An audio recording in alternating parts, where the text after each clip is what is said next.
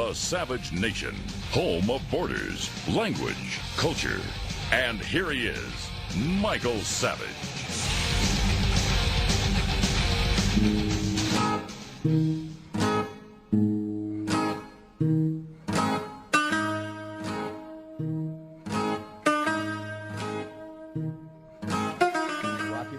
Must rise above their differences and come together around a political plan for Iraq's future. Shia, Sunni, Kurds, all Iraqis must have confidence that they can advance their interests and aspirations through the political process rather than through violence. National unity meetings have to go forward to build consensus across Iraq's different up. Turn it off. I can't listen to this lying, two-faced ass. I can't take him another second. I watched this liar speak today. First off, he shows up an hour late. When have you ever heard of a president being as... I don't have the right word for it. What message does this send to our children? They should just show up at work whenever they want? They should show up at school whenever they want because Mr. Cool shows up an hour later. Let me tell you who did that on a regular basis, and you're not going to want to hear it. Hitler did it. It was part of his mesmerizing ability to speak. He'd make audiences wait for up to an hour. And then he came out and gave his big speech. Who is advising Obama? He's becoming increasingly insane. His behavior is that of a madman. I think he's unhinged from reality. The border is overrun with diseased third world individuals who are infecting the country. And he has the nerve to get up there and talk about a unity government in Iraq. That the people must come together. Sunnis and Shia and Kurds must advance their interests, he says, through the political process. And what does he do in America? He spits on his political opponents. He spits on us. The country is screaming for unity. And this divisive creature, Icarus the president, has the nerve to get up there like he has any authority to tell the Iraqis what to do when he has divided this country in a way that has not been divided since the U.S. Civil War. Well, back in our past. Yeah, we'd like a unity government, Mr. Obama. Once we'd like you to listen to those of us who are fed up with your left-wing fanaticism. Once we'd like a unity government. I want to tell you about Icarus. Icarus is a Greek figure, a mythological figure, who you may vaguely remember from high school. In the short version, it's about a Greek figure who created false wings made of feathers and wax.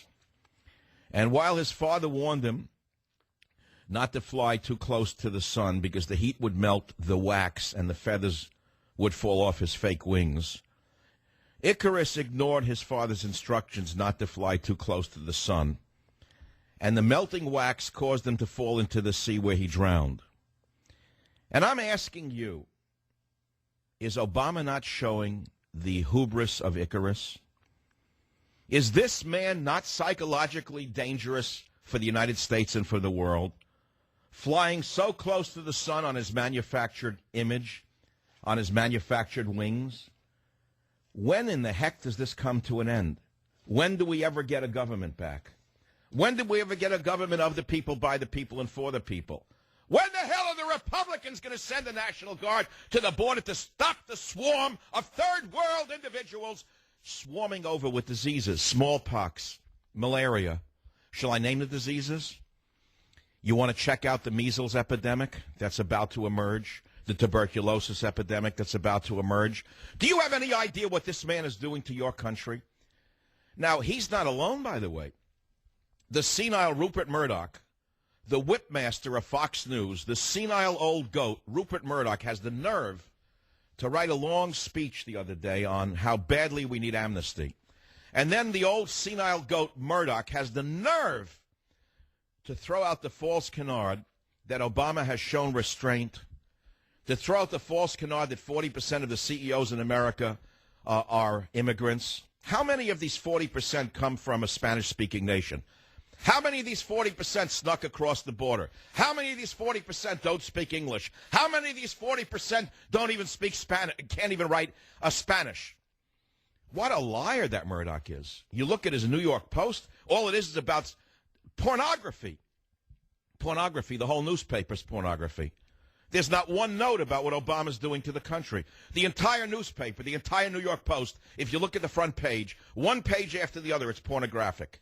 One page after the other, soft corn porn from the Australian immigrant, Rupert Murdoch. And he has the nerve to tell us that 40% of the CEOs in America are immigrants.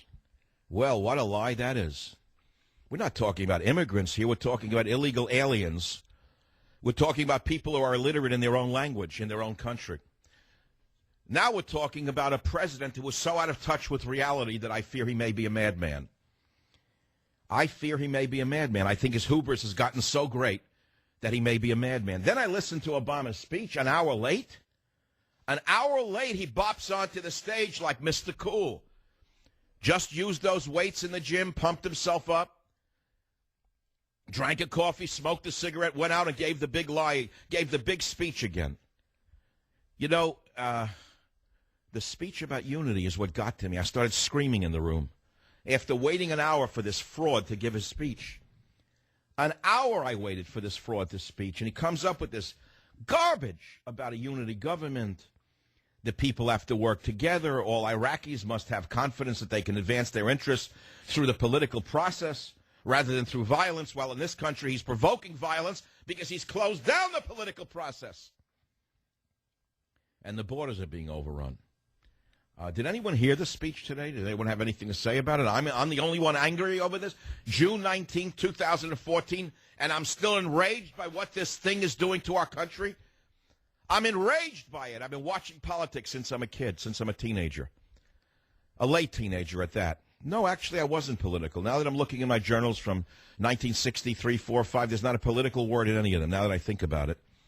I was not really political until I got older, until I saw what liberalism did to people, until I saw the social engineering of affirmative action, until I saw the death of the white male that was coming, until I saw them trying to decimate an entire race in this country in order to advance other races. But now it's metastasized. Now all of us are going to pay for their insanity. Now they're doubling down on decimating our borders, language, and culture, destroying it forever. Where is the government? Where is the central government? Who is going to save the people from these diseased third worlders raging across our border? Who is going to save us from them? I keep asking myself. But then you go to Iraq. You ask yourself about Iraq. How stupid do you have to be to listen to this Icarus talk to us about military advisors? What is he sending them over there with? Souffle kits? They're not military advisors. They're warriors, and they're going to fight. This is the beginning of Vietnam all over again, or at least it could be. It's for those of you who are old enough to remember how it started, we didn't just send an invasion force of 500,000 into Vietnam at once. Oh, no, we sent 300 advisors to start with. Then the advisors got in trouble, so we sent 600 advisors. Then we sent 1,000 advisors. And they were not there to fight, mind you. They were there just to advise, especially now that you have the cowards at the Weekly Standard, John McCain, Paul Wolfowitz, and the other neocons, a word that I'm not allowed to use for fear of being called an anti-Semite. The neocons screaming for blood.